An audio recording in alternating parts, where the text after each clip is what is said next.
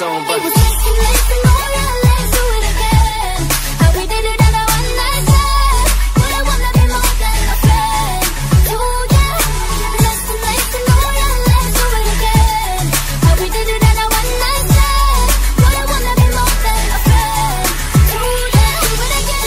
guys, welcome to Adria App episode 4 featuring my water bottle.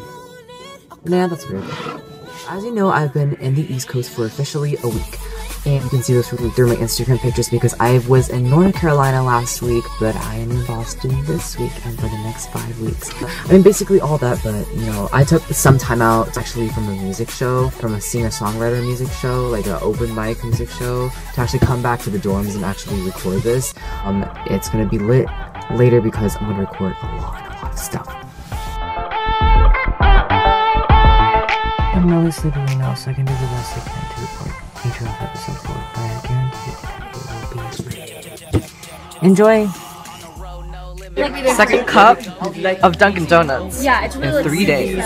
Simple stuff. Ableton's really weird. Yeah. Coke and iPhone. Yeah.